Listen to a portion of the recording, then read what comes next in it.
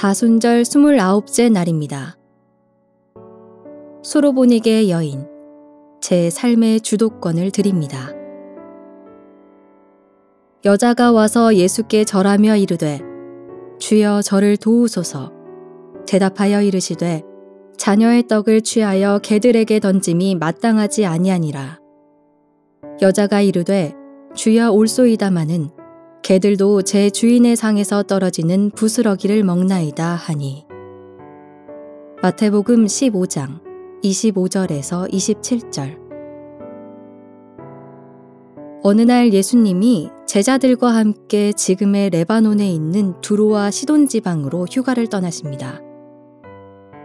그런데 여기서 마태는 전혀 뜻하지 않은 만남 하나를 우리에게 소개합니다. 주 다윗의 자손이여 나를 불쌍히 여기소서. 내 딸이 흉악하게 귀신 들렸나이다. 여기서 우리는 여인에 대한 두 가지 정보를 알 수 있습니다. 여인은 예수님의 치료가 간절한 귀신 들린 딸을 둔 어머니라는 것과 더 중요한 것은 이 여인이 예수님을 그저 치료자로 알고 찾은 게 아니라 다윗의 자손, 즉 성경이 약속한 구원자로 확신하고 찾아왔다는 겁니다.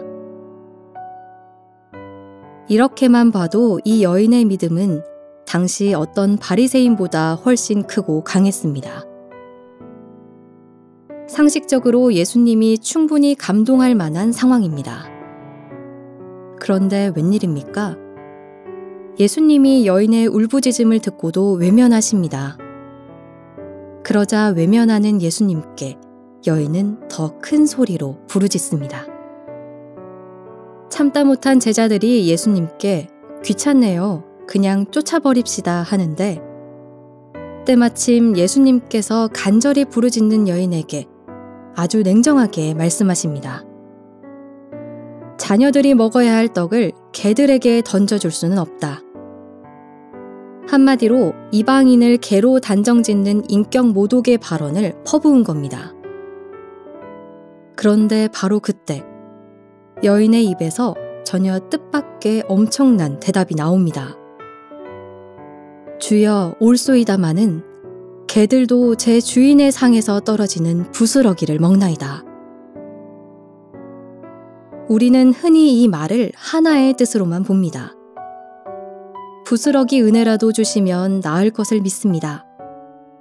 틀린 말은 아닙니다. 그런데 사실 이 여인의 말에는 더 중요한 숨은 의미가 있습니다.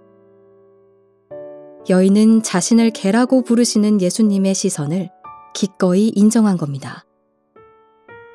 여인이라고 자존심이 없었겠습니까? 그런데 다 내려놓고 주님이 맞습니다. 그렇게 모든 주도권을 내어드린 겁니다. 왜일까요?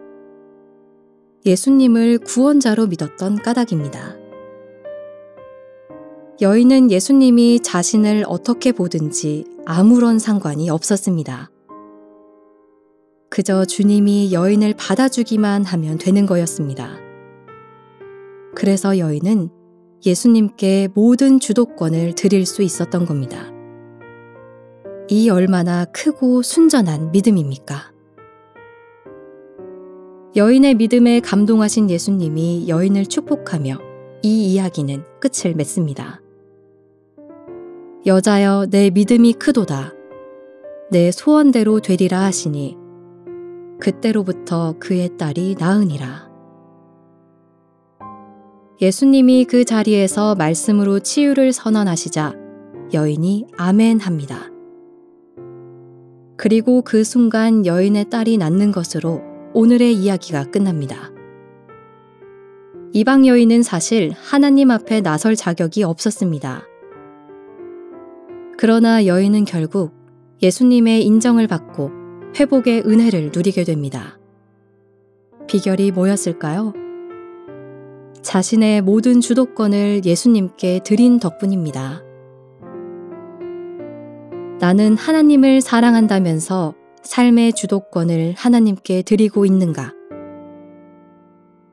인간은 무엇이든 주도하려는 매우 강력한 본능이 있습니다. 그런데 그 본능이 사라지는 때가 있습니다. 사랑하는 사람 앞에 있을 때입니다. 예컨대 연인 앞에 서면 내가 작아지면서 주도권을 내어줍니다. 가족이나 자녀에게도 내 삶의 주도권을 기꺼이 내어줍니다. 왜 그렇습니까? 사랑하기 때문입니다. 하나님과의 관계도 그렇습니다. 진짜로 하나님을 사랑한다면 여인처럼 기꺼이 삶의 주도권을 드리십시오. 진정 하나님을 사랑하길 원하면 여인처럼 제일 먼저 주도권을 드리십시오. 주님이 때때로 원치 않는 상황으로 이끄시더라도, 믿음으로 인해 자존심 상하는 일이 벌어지더라도 주님을 사랑한다면 기꺼이 주도권을 드려봅시다. 믿음으로 맡겨봅시다. 그러면 그 믿음을 보시고 여인이 받은 회복의 은총을 누릴 줄 믿습니다. 말로만 사랑하지 말고 감정으로만 사랑하지 마십시오. 하나님께 집착하는 자가 아니라 하나님을 진짜 사랑하면 그분의 은총을 입게 될 것입니다.